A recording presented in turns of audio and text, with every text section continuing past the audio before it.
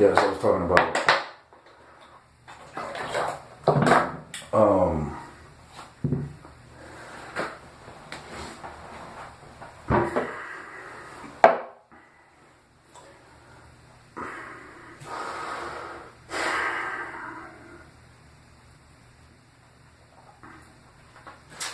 there is something about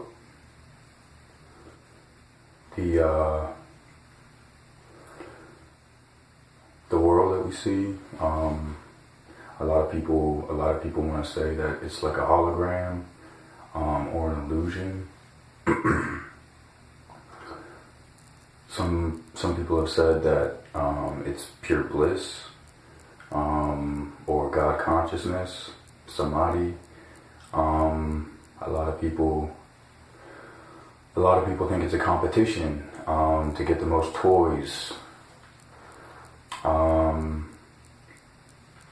A lot of people think it's about spreading the gospel or memorizing the Quran. Some people think that it's a test and God gives you the directions and you're supposed to go through the best of your ability to or go through your experience and do to the best of your ability what you think God is doing. And a lot of people,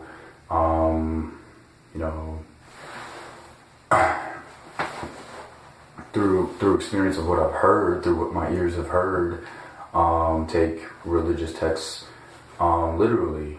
And some religious texts speak of child molestation and rape and things like that. So, who's to say what is good and evil? Who's to say, who has judgment over somebody else is really, who has violence, because you can't have those type of thoughts. You can't have those type of thoughts in yourself, you can't have, but you can't have those type of thoughts towards someone else without having those type of thoughts towards yourself. And whether or not, like the rape or the molestation was done through you, was done to you or not, it's still relevant to you because it still could have been done to your consciousness. Now I don't know much about the ego, but like one secret that I can definitely share is if you just go throughout your day and let's just take a step back. Let's just look at the big picture and see what we're focusing on.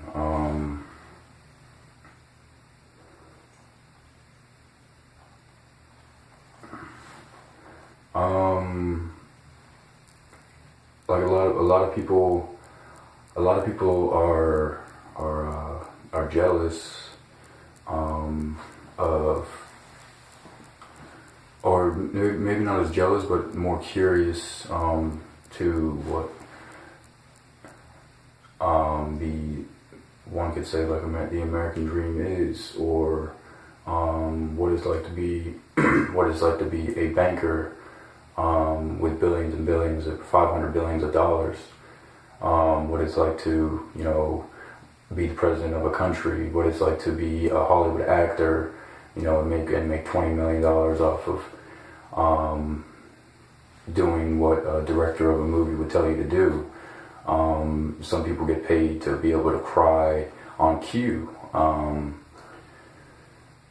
One thing about crying is that it releases pain from the body, and a lot of people don't know true pain because a lot of people don't want to go through a true detox. And I'm not saying that you have to detach from computers, paying your bills, cars, like all sorts of electronics and shoes, and go live in a cave or in a mountain or in the woods in a tent to go through some detachment process and then reach a point where you know that you are rehabilitating your soul, and feeling everything from like a soul perspective. I'm not saying that you have to do all those things. It is possible to go through a good detox, just water fasting, anywhere. But if you're not in the right environment, like for instance, if you're 70 years old and you've been told that you have cancer and you only have this amount of days left on Earth, you're gonna have to make a decision on whether or not you want to go throughout the rest of your days with your family, in a hospital on a bed, or if you want to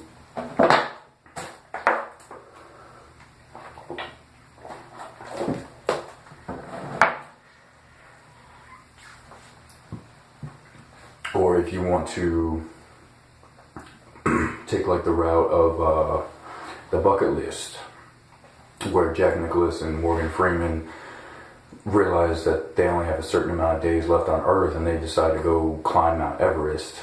But that decision is also every day. You have to decide whether or not you want to work for the beast and have the mark of the beast 666 on you, and pay your bills and do all these things for other people when you're not doing anything for yourself, like detoxing the body from vaccinations and detaching from certain things that haven't gotten you over circumcision and other things that have been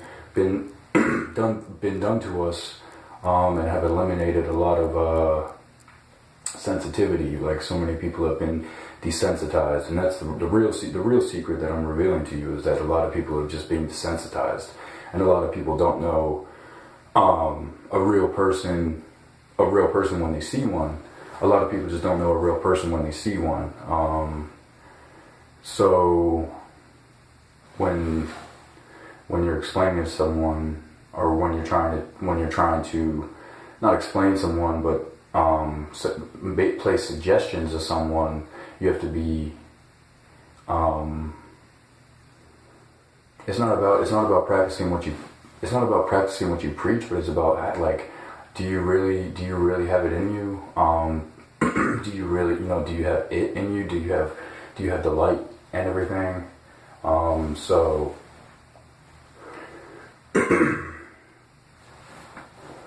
I mean, I can really only tell you that